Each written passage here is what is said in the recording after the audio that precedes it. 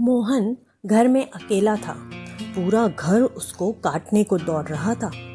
वो घर कुछ ज्यादा ही विशाल था। कभी एक जमाना था जब उसका चप्पा चप्पा गूंजा करता था। कितने लोग रहते थे, दादा दादी, चाचा चाची, ताऊजी ताईजी, 7 कुत्ते और 2 बिल्लियां भी। हर कोने से आवाजें आती थी।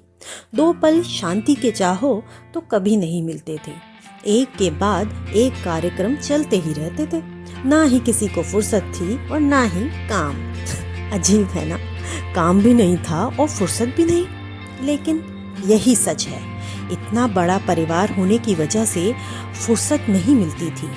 पर चूंकि इतने लोग थे कि कब काम निपट जाता था इसकी भनक भी न लग पाती थी। इतना प्रेम था कि सब एक दूसरे को अपना ही मानते थे। खैर, वक्त के साथ कमरे और कोने खाली होते गए। अब इतने विशाल घर में सिर्फ मोहन और उसकी पत्नी मीना रहते थे। आज मीना भी मायके गई थी। पास में ही है, दूसरी गली के मोड़ पे वो जो गुलाबी मकान है ना, 2 मंजिला, वही है उसका घर। इतना चटक गुलाबी है कि दूर से ही दिखा जाता है। मोहन को कुछ करने का मन नहीं था, सो पिताजी की किताबों वाली अलमारी खोली और एक डरावना उपन्यास निकाला।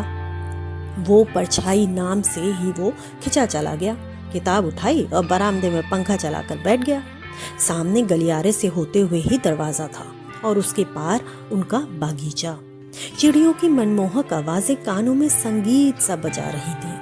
वो किताब के पन्नों में उलझ गया। अचानक उसे लगा कि मेन गेट खुलने की आवाज आई, लेकिन कोई अंदर नहीं आया। वो बाहर झांकने गया तो एक लड़की खड़ी थी। सूनी आंखों से उसे देख रही थी। अस्त व्यस्त से बाल थे, बड़ी बड़ी गोल गोल आंखें, पैरों में फोड़े से हो रहे थे। जाओ जाओ यहाँ से, मोहन ने उसे भगाते हुए कहा। वो चली गई। मोहन अंदर आकर अपनी किताब में फिर खो गया। अब की बार वो लड़की उसके सामने खड़ी थी, ठीक उसकी नजरों के सामने। तुम अंदर कैसे आई? अभी मैंने मना करा था ना, घर के भीतर कैसे आ गई? गुस्से में बिफरते हुए वे बोला। वो चुपचाप उसे घूरती रही, आंखों में आंसू लिए। फिर हल्के से उसके होठ हिले, कंपन के साथ स्वर फूटे। बाबू, क्या दोष था मेरा? मुझे क्यों प्यार नहीं मिला? मैंने क्या बिगाड़ा था? मुझे रोशनी क्यों नहीं देखने दी? ये क्या कह रही हो? कौन हो तुम? मुझे कैसे जानती हो? बाबू, मैं हूँ, पहचाना? मैं मुन्नी। कौन मुन्नी? मैं नहीं जानता किसी मुन्नी को। मोहन अब परेशान हो गया था। और तुम मुझे बाबू बाबू क्यों कह रही हो? याद करो बाबू, मेरी धड़कन तो सुनी थी ना माँ के पेट में से। मेरी धड़कन सुनने के बाद भी तुम्हें मुझ पर दया नहीं आई। मार डाला मुझे। खूनी हो तुम। मेरा खून क्यों करा बाबू, बताओ ना। मोहन को काटो तो खून नहीं याद हुआ आया वो दिन जब उसकी पत्नी शादी के दूसरे महीने में ही गर्भवती हो गई थी। वो दोनों इतनी जल्दी बच्चे के लिए तैयार नहीं थे।